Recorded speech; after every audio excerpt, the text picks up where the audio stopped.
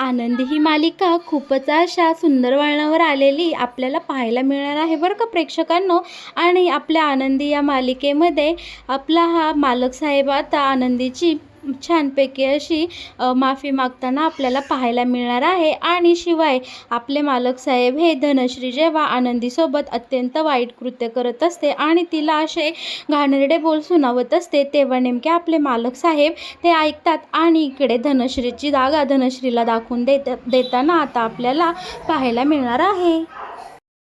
इकडे आता विद्याधर आपल्याला पुन्हा एकदा जेलमध्ये इथे पाहायला मिळणार आहे. आणि विद्याधर जेलमध्ये असला तरी त्याचे कांड काही थांबत नाही. तो इकडे आता पोलिसांना मॅनेज करत इकडे हसतच असतो. त्याला काही फरक पडत नसतो की तो आता इकडे जेलमध्ये आहे. खरं तर विद्याधर हा त्याच्या कर्मामुळेच आता आपल्याला जेलमध्ये पाहायला मिळणार आहे. त्याने पुन्हा एकदा आनंदीसोबत खूपच गैरकृत्य केले आणि तिच्यावर अशी जबरदस्ती करण्याचा प्रयत्न केला, हे आपण काही भागात पाहिलं आहे. आणि आता इकडे ते सगळं मालक साहेबांसमोर आल्यानंतर मालक साहेबांनी पुन्हा एकदा विद्याधरला चांगला चोप दिला आणि त्याला पुन्हा जेलमध्ये टाकलेलं आहे, हे आपण सगळ्यांनी आजवर पाहिलं आहे. पण या सगळ्या कारणांमुळे इकडे आता धनश्री आनंदीसोबत खूपच वाईट वागत असते आणि तिला असं वाटत असतं की तिचा नवरा जेलमध्ये गेला आहे, यासाठी फक्त आणि फक्त आनंदीच जबाबदार आहे. माझ्या नवऱ्याला तिच्या सौंदर्याचं काही अशी भूल पडली आहे की तो वारंवार तिच्याकडे जातो आणि त्या कारणामुळे इकडे आता मालक साहेब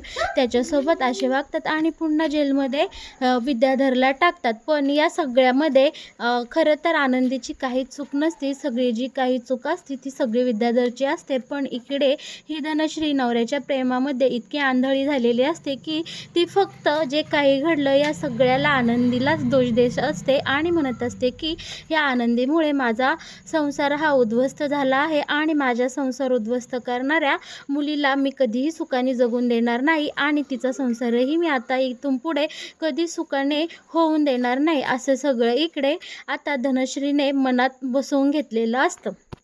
इकडे आता धनश्रीने जसं ठरवलेलं असतं मनातल्या मनात, तसं ती वागायला सुद्धा सुरुवात करते. ती मात्र इकडे आता आनंदीला डोळ्या देखतही धरत नाही. आनंदीच्या प्रत्येक कामामध्ये धनश्री आता खोट काढू लागते आणि तिला बोलत असते की गरिबा घरची तू मुलगी, तुला या श्रीमंता घरच्या गोष्टी वापरणं काय जमायच्यात आणि हो इथं आली आणि मालकीन झाली असं अजिबात समजायचं नाही बरं का आनंदी. इथं तू राहायला आली तर लायकीतच राहायचं, अजिबात इथली मालकीन बनायचा प्रश्न करायचा नाही, कारण आमची खरी मालकीनी आमची समिधा वहिनीच आहे आणि तिची जागा इथे कोणीही घेऊ शकणार नाही.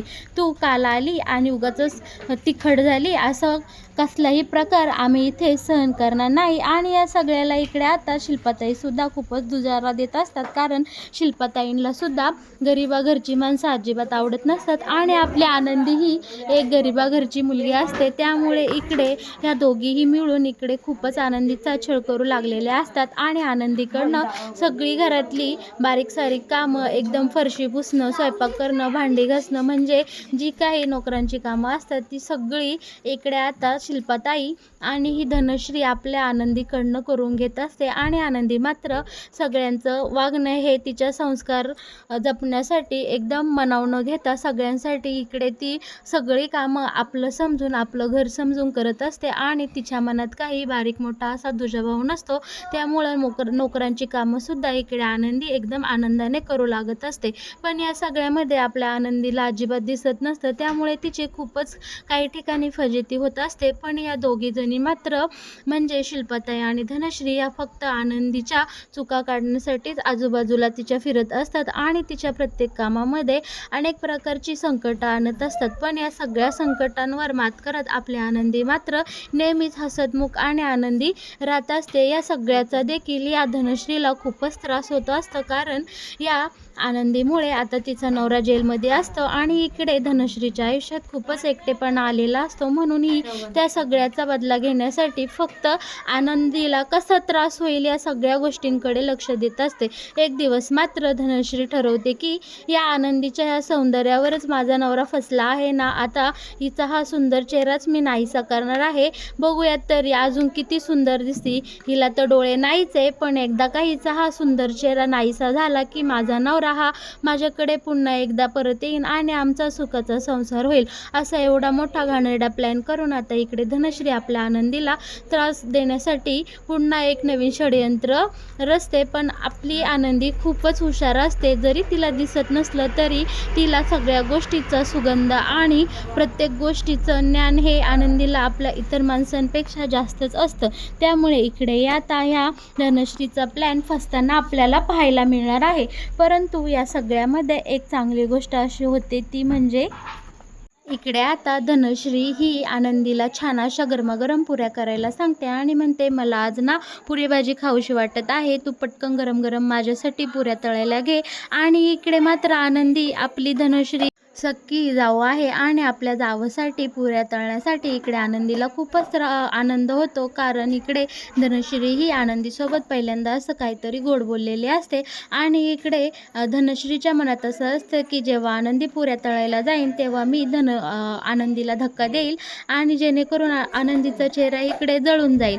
आणि मग प्रेक्षकांनो, आता आपल्या या मालिकेमध्ये खूपच असा सुंदर ट्विस्ट येताना आता आपल्याला पाहायला दिसणं मिळणार आहे. कारण इकडे आता जेव्हा ही धनश्री आनंदीला पुऱ्या तळताना ढकलायला जाते तेव्हा मात्र आपले मालक साहेब हे किचनकडे येत असतात आणि ते तिथे धनश्रीचं हे वाईट कृत्य करताना धनश्रीला रेड हँड पाहतात. आणि मग काय इकडे मालक साहेबांचा तर खूपच मोठा भडकाच उडलेला असतो आणि मग ते बोलू लागतात की, ए धनश्री, काय चाललंय तुझं इकडे आणि तू काय करत आहेस?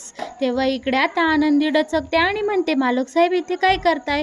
साहेब काय झालं? तेव्हा इकडे मालक साहेबांचा आता खूपच भडका उडलेला असतो आणि ते धनश्रीला चांगलेच खडे बोल सुनवत असतात की, धनश्री नीट लायकीत राहायचं, तू हा काय प्रकार करत आहे हे मी चांगलंच पाहिलं आहे आणि तू आनंदीसोबत आता काय वागणार होती हे सुद्धा मी चांगलंच पाहिलं आहे. त्यामुळे तू आता काही न बोललेलंच बरं ठरेल. यावर इकडे आनंदी म्हणते, साहेब काय झालं? माझं काही चुकलं काय? यावर म्हणतात मालक साहेब म्हणतात, अगं आनंदी, तुझं लक्ष कुठं आहे? ही धनश्री तुला पाठीमागून धक्का देणार होती आणि इकडे तू पुऱ्यांसाठी कडकडीत तेल तापवलं आहे.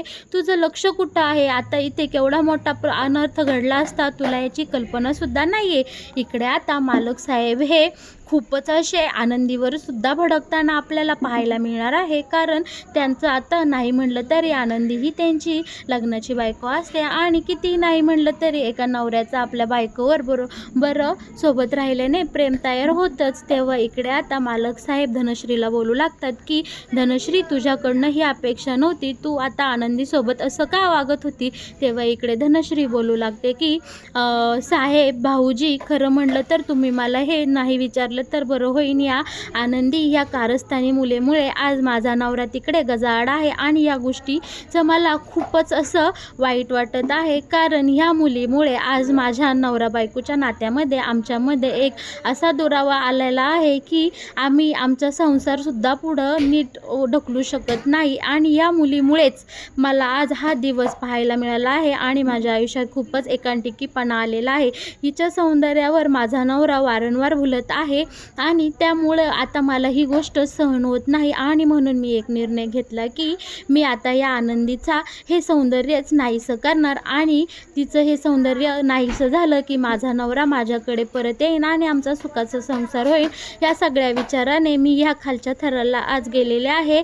इकडे आता धनश्री हात जोडून इकडे आपल्या मालक साहेबांची माफी मागते आणि म्हणते, भाऊजी मला माफ करा, प्लीज मला माफ करा, मी इतका अविचार करायला नव्हता पाहिजे. तेव्हा आता इकडे मालक साहेब खूपच भडकलेले असतात आणि धनश्रीला तर खूपच बोलतात. तेव्हा आनंदी बोलते की, साहेब जाऊ द्या, ठीक आहे, धनश्रीताई चुकल्या तरी त्या आपल्या आहेत, तुम्ही प्लीज असं बोलू नका. तेव्हा इकडे मालक साहेब म्हणतात, माझी पहिली बायको जरी या जगात नसली तरी आता माझी धर्मपत्री म्हणून आनंदीलाच मी स्थान दिलेलं आहे. त्यामुळे या घरातल्या प्रत्येक माणसाने आनंदीचा मान हा ठेवलाच पाहिजे आणि मला तीच अपेक्षा आहे. मी या घराचा जसा मालक आहे, कारभारी आहे, तशीच माझी बायको ही ह्या घराची, या निंबाळकर वाड्याची मालकीण आहे. आणि धनश्री, तुझी ह्या खालच्या पातळीला जाऊन माझ्या बायकोसोबत वागली आहे हे मला अजिबात पटलं नाही. धनश्री, तू तुझी लायकी विसरू नकोस की तू या घरची धाकटी सून आहे आणि तू त्या लायकीप्रमाणेच घरामध्ये वागत जा. आणि माझी आनंदी ही या घरची थोरली सून आहे आणि या निंबाळकर वाड्याची मोठी सून आहे, हे तू कधीही विसरू नको. आणि या निंबाळकर वाड्याची एकुलती एक मालकीण ही माझी आनंदी आहे. अशा एकदम डॅशिंग आणि कडक शब्दामध्ये इकडे मालक साहेब या धनश्रीला चांगलीच तिची लायकी दाखवून देतात.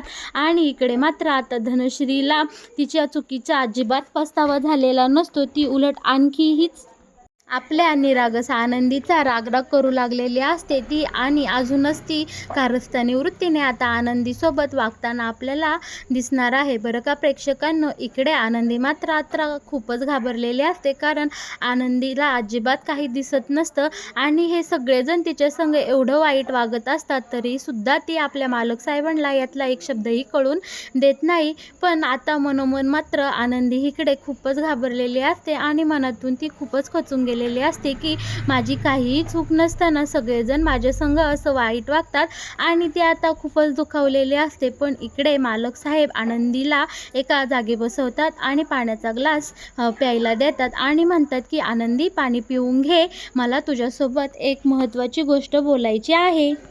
आता आनंदी बोलू लागते की मालक साहेब, माझं काही चुकी झाली का माझ्याकडनं काही चुकलं आहे का? तुम्हाला माझ्यासोबत काय बोलायचं आहे? बोला ना मालक साहेब, माझं काही चुकलं आहे का? आता इकडे मालक साहेब बोलू लागतात की आनंदी, खरं तर तुझं काही चुकलं नाही, इकडं माझी चूक झालेली आहे. आणि मग आनंदी बोलते, साहेब प्लीज तुम्ही असं काही बोलू नका, तुम्ही खूप मनाने मोठे आहात, तुम्ही कधीच काही चुकू शकत नाही. तेव्हा इकडे आता मालक साहेब बोलू लागतात की आनंदी, त्या दिवशी आपण दोघे 5 परतावणीसाठी तुझ्या माहेरी गेलो होतो आणि आबांना मी शब्द दिला होता की तुमच्या आनंदीची खूपच अशी मनोभावे काळजी घेईन, आणि पण मी तो शब्द अजिबात पाळू शकलो नाही. या गोष्टीचं मला खूपच वाईट वाटत आहे. त्या दिवशी आपली गाडी मध्येच रस्त्यामध्ये बंद पडली आणि तेव्हा मी तुझा एक काहीच विचार न करता खुशाल मी PAला फोन केला आणि त्याच्यासोबत मी बोललो आणि आपल्या फॅक्टरीचं एक काम असं आलं की त्या कामासाठी मला अर्जंट जावं लागलं आणि मी तुझा कसलाही विचार न करता तुला एकटीला गाडीमध्ये बसून ठेवलं आणि मी तिथून निघून गेलो. यासाठी आनंदी खरं तर मला तुझी माफी मागायची आहे.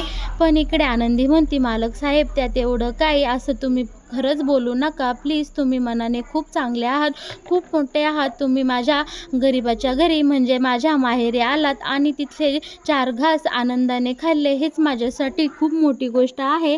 आणि तुमच्यासारख्या मोठ्या माणसांनी माझ्यासारख्या छोट्या मुलीची माफी मागणं अजिबात शोभत नाही. पण इकडे मालक साहेब आपले खूपच मोठ्या मनाचे असतात बरं का प्रेक्षकांनो. ते आपल्या आनंदीची खरंच हात जोडून माफी मागतात आणि म्हणतात, आनंदी खरंच त्या दिवशी जो प्रकार घडला त्यासाठी मी तुझी माफी मागतो, कारण तुला एकटीला त्या ड्रायव्हरसोबत एवढ्या रात्रीच्या अंधारात मी ठेवून खुशाल तिथनं निघून गेलो आणि मी लग्नामध्ये आता तुला शब्द दिला होता की तुझ्या प्रत्येक सुखदुःखात आणि तुझ्या चांगल्या गोष्टीमध्ये मी तुझी साथ देईन. पण मी आता काहीच दिवसामध्ये तुझी साथ सोडली आणि तुला एकटीला तिथे सोडून मी तिथनं निघून गेलो. याबद्दल माझं मन खूपच खात आहे आणि मी आनंदी खरंच तुझी हात जोडून माफी मागतो. मग काय प्रेक्षकांनो, इकडे आपल्या आनंदीला खरंच एकतर चांगलंही वाटत असतं की मालक साहेबांनी इकडे आनंदीचा एवढा छान विचार केला आणि दुसरीकडे आपल्या आनंदीला वाईटही वाटत असतं की एवढ्या मोठ्या माणसाने, आपल्या नवऱ्याने, आपण ज्याला देव मानतो त्या देवाने आपली माफी मागितली. या गोष्टीचं आनंदीला आपल्या वाईटही वाटत असतं. पण इकडे मनोमन आनंदी खूपच खुश होते आणि मालक साहेबांना म्हणते की मालक साहेब, तुम्ही असं माझ्यासमोर हात जोडू नका, उलट तुमचीच मी आज आभारी आहे की तुम्ही मला एवढ्या मोठ्या संकटातून आज वाचवलं, नाहीतर आज काय घडलं असतं माझ्यासोबत याचं मला कधी कळलं सुद्धा नसतं. पण तुमच्या हे उपकार मी माझ्या आयुष्यभर लक्षात ठेवेन आणि तुमच्या उपकाराची मी कधी परतफेड तर करू शकणार नाही. तुम्ही माझ्यावर खूप म्हणजे खूप उपकार केले आहे आणि माझ्या गरिबाघरची इज्जत, माझ्या आबांचा मान सन्मान सगळंच तुम्ही जपला आहे, त्यासाठी उलट मीच तुमची खूप खूप आभारी आहे. आणि इकडे आनंदी मनातल्या मनात गालोगाल हसते आणि आनंदीच्या मनाचा एवढ्या मोठेपणा पाहून इकडे मालक साहेबांनाही खूपच छान वाटलेलं असतं आणि ते मनोमन म्हणत असतात की चला, माझी बायको छान आहे, आनंदी खरंच मनाने आणि गुणाने सुद्धा एक गुणी मुलगी आहे. आपण उगाचच तिला असं वागवत होतो इतक्या दिवस, पण खरंच ही मुलगी छान आहे आणि या मुलीचे संस्कारसुद्धा चांगले आहे. आणि इथे आता बरं का प्रेक्षकांनो, या दोघांचाही छान असा सुखद असा संवाद सुरू होतो आणि इथून पुढे आनंदी आणि मालक साहेब इकडं वरच्यावर अशा छोट्या मोठ्या गप्पा मारू लागलेले असतात. तर मग प्रेक्षकांनो, आनंदी या मालिकेत येणारा हा नवीन ट्विस्ट तुम्हाला कसा वाटला आणि येणारे काही हे छान नवनवीन ट्विस्ट पाहायला आवडत आहे का? आणि हो, तुम्हाला जर हे सगळे नवनवीन ट्विस्ट पाहायचे असेल तर तुम्ही नक्कीच आपल्या चॅनलला सबस्क्राईब करा. आणि हो, या मालिकेत घडणाऱ्या छान छान गोष्टीबद्दल तुमचं काय मत आहे हे सुद्धा मला आपल्या कमेंट बॉक्समध्ये लिहून पाठवायला अजिबात विसरू नका.